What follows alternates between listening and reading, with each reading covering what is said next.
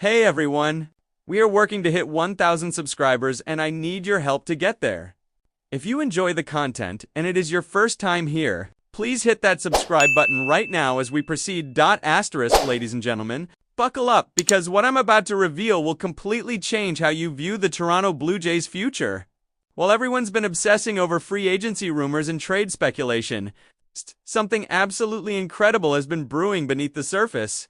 We're talking about a prospect revolution so dramatic, so unexpected, that it makes the darkest days of Toronto's farm system feel like ancient history. And at the center of it all stands one player, an 18-year-old third baseman with numbers so ridiculous they sound completely made up. His name is Juan Sanchez, and trust me when I say this, you need to know about him right now before he becomes the hottest name in baseball. Remember just a couple years ago, when Blue Jays fans would cringe every time someone mentioned the word prospects? Those were dark times, my friends. After Bo Bichette and Vladimir Guerrero Jr. graduated from prospect status way back in 2019, the cupboard went completely bare. The farm system became a wasteland, a barren desert where hope went to die. Scouts would look at Toronto's minor league system and just shake their heads in pity. It was genuinely that bad. The organization that once prided itself on developing young talent had seemingly forgotten how to do it. Fast forward to today, and we're living in a completely different reality. The transformation has been nothing short of spectacular, almost miraculous really. The Blue Jays now boast 3 prospects in the top 100 of MLB Pipeline's rankings. Let that sink in for a moment. 3 legitimate top-tier prospects in one of baseball's most respected ranking systems. Leading the charge is Trey Savage at number 12, and yes, he's technically still a prospect because he hasn't accumulated enough service time to graduate yet, though that'll change next season. Then there's JoJo Parker, Toronto's recent first-round draft pick, sitting pretty at number 4, and rounding out the top 100 is Arjun Amala, a slick-fielding shortstop ranked at 7. These aren't just warm bodies filling out a list. These are legitimate, bona fide future major leaguers with all-star potential written all over them. But here's where it gets really interesting. According to top baseball analysts, the Blue Jays actually have 6 prospects worthy of top 100 consideration. 6! And the craziest part? The player we're going to deep dive on today, Juan Sanchez, isn't even included in that count yet. He's the secret weapon, the hidden gem that's about to explode onto the scene and make everyone take notice. Thomas Nestico, a highly respected prospect analyst, dropped his own top 100 list back in November, and the consensus among scouts is crystal clear.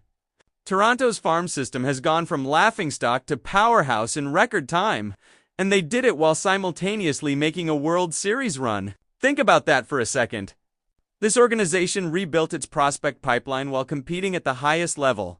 That's executive brilliance, plain and simple. Zach Marshall said it best when he pointed out that coming off a World Series appearance, the DJs now have this embarrassment of riches in their minor league system. This isn't just good for warm, fuzzy feelings about the future. This is leverage. This is trade ammunition. This is flexibility. When you need to make a blockbuster deal for that missing piece, you can actually pull the trigger without completely mortgaging your future. Need an outfielder? You've got the prospects to get one. Need an infielder? Same deal. The Blue Jays front office, led by Ross Atkins, has positioned this organization beautifully for sustained success. And fans should be absolutely thrilled about it.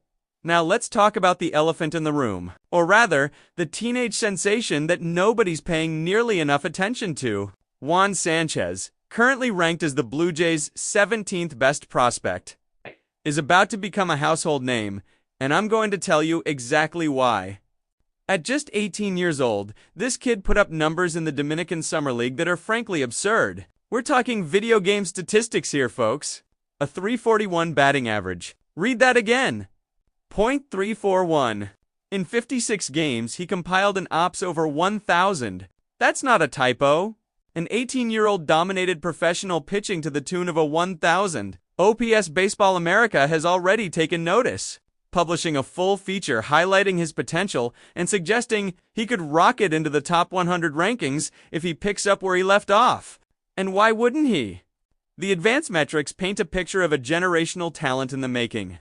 According to detailed analysis from Ops Baseball on Twitter, Sanchez routinely gets the barrel through the zone on time with exceptional quality of contact results. He creates loft effortlessly, showcased by his optimized batted ball profile. For the stat nerds out there, and you know who you are, here's something that'll make your head spin. Juan Sanchez was the only player in the entire Dominican Summer League with 15 or more doubles, a weighted runs created plus of 153 or above, and a fly ball percentage over 40%. The only one. Out of hundreds of players, this teenager stood completely alone in that elite statistical territory. What makes Sanchez so special isn't just the raw numbers, though those are certainly eye-popping. It's the combination of plus power and plus contact ability. That's the holy grail for hitters, folks. Power without contact gets you a lot of strikeouts and occasional home runs. Contact without power makes you a singles hitter who tops out as a utility player. But power plus contact? That's superstar territory. That's MVP caliber talent. Sanchez plays the hot corner at third base, and while he's obviously years away from the major leagues given his age, the trajectory is unmistakable. This is a kid who could potentially fill the massive shoes left behind when Bo Bichette eventually moves on or changes positions. This is someone who could become the next Vladimir Guerrero Jr., a franchise cornerstone that fans build their hopes and dreams around. The Blue Jays prospect system top 10 reads like a who's who of future impact players. Johnny King, an up-and-coming pitching star, has scouts drooling over his potential. Gage Stanner is knocking on the door of the majors and should arrive soon. Yoharek Panago represents another high-ceiling talent that could make noise quickly. When you scan through the estimated times of arrival for these prospects, you see multiple players projected for 2026. That's next season, people. The cavalry is coming, and they're bringing serious talent with them. This isn't some distant rebuild where fans have to suffer through 5 years of losing. This is a team that made the World Series and has reinforcements ready to keep them competitive for years to come. Of course, having a loaded farm system creates interesting possibilities and tough decisions. Are the Blue Jays going to trade some of these prospects? Almost certainly. Ross Atkins has already proven he's not afraid to pull the trigger on deals when the price is right. At the trade deadline last season, he moved some decent prospects but was smart enough not to gut the system. Cal Steven was the biggest name sent out, going to acquire Shane Bieber, but here's the kicker. They managed to bring Bieber back, essentially getting a free rental that helped them reach the World Series. That's shrewd maneuvering right there. They also made savvy moves selling veterans like Justin Turner and Jimmy Garcia, acquiring more young talent in return. It's a constant cycle of retooling and reloading, always keeping one eye on today and another on tomorrow. Let's address the shortstop situation, because it's fascinating. The Blue Jays now have two highly ranked shortstop prospects in JoJo Parker and Arjun Amala. Parker is 19, Amala is 20. Both have legitimate major league futures. Obviously, they can't both play shortstop in Toronto long term, which means one of them likely shifts to another position or becomes trade bait. Could Amala be groomed as Bo Bichette's eventual replacement? It's possible, though Bichette is still relatively young himself. Could one of them move to second base or even third base, creating a homegrown infield of the future? That's another intriguing scenario. Or does one become the centerpiece of a blockbuster trade for an established star? All options are on the table. And that's a wonderful problem to have. Ricky Tiedemann deserves special mention, because his journey encapsulates both the promise and uncertainty of prospect development. Just a few years ago, he was the Blue Jays' top pitching prospect, a flame-throwing left-hander who touched 98 to 99 miles per hour in spring training and absolutely dominated major league hitters. The hype was real, the potential was obvious, and expectations soared. Now he's ranked as the organization's fourth best prospect, and his future role remains somewhat uncertain. The starting rotation looks pretty set for the foreseeable future, which raises an interesting question. Does Tiedemann become a high-leverage bullpen weapon?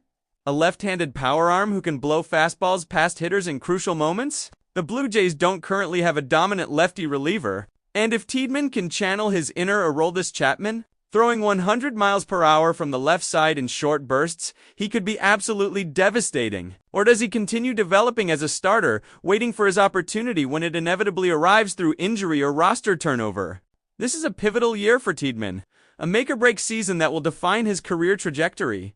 Looking at the Rookie of the Year race adds another layer of excitement. Trey Savage is favored to win the award, which makes perfect sense given his incredible performance down the stretch last season. He went out and was simply unbelievable, showing poise and production beyond his years. Kazuma Okamoto, while not exactly a young prospect anymore, ranks third in the rookie voting and has been a solid bridge player, providing veteran presence while the younger guys develop. It's a perfect blend of youth and experience. Exactly what a championship-caliber organization needs. Now, about that Jose Ramirez near-miss that recently came to light. Apparently, the Cleveland Guardians were on the verge of trading Ramirez to either the Blue Jays or the San Diego Padres, just days before the 2022 season opener. Can you imagine how different things might have been? What would that trade have cost? What prospects would Toronto have surrendered? And would they have still signed Matt Chapman if Ramirez was manning third base? The domino effects are mind-boggling to contemplate. Ultimately, Ramirez signed a team-friendly extension with Cleveland, crushing any hopes of him joining Toronto, but it's fascinating to know they were that close. It makes you wonder what other deals almost happened that we never hear about. The bottom line is this: the Toronto Blue Jays are positioned for sustained excellence in a way they haven't been in decades. They have major league talent capable of winning right now. They have prospects ready to contribute in the immediate future, and they have young talent like Juan Sanchez developing in the lower levels who could become superstars in 3 to 5 years. That's a complete organizational structure, folks. That's how the Dodgers and other perennial contenders operate. You compete now while building for later, creating a perpetual window of opportunity rather than boom-bust cycles. Juan Sanchez won't be a Blue Jay this season, or probably even next season. He's 18 years old and just dominated rookie ball. He needs seasoning, development time, and at-bats against progressively better competition. But make no mistake, he's coming. And when he arrives, he's going to arrive with fireworks. Keep your eyes on number 17 in the Blue Jays prospect rankings, because that number is about to plummet as he shoots up the charts. This is a kid with legitimate superstar potential, and Toronto fans should be absolutely giddy knowing he's in the organization. So there you have it. The complete story on Toronto's remarkable prospect resurgence and the teenage third baseman who could become the next face of the franchise. If you enjoyed this deep dive and want to stay updated on all the latest Blue Jays news, smash that subscribe button right now. Drop a comment below telling me what you think about Juan Sanchez and whether you believe the hype. Are you as excited as I am about Toronto's future? Let's get a conversation going. Hit that like button if you learned something new today, and share this video with your fellow Blue Jays fans who need to know about the incredible talent coming through the pipeline.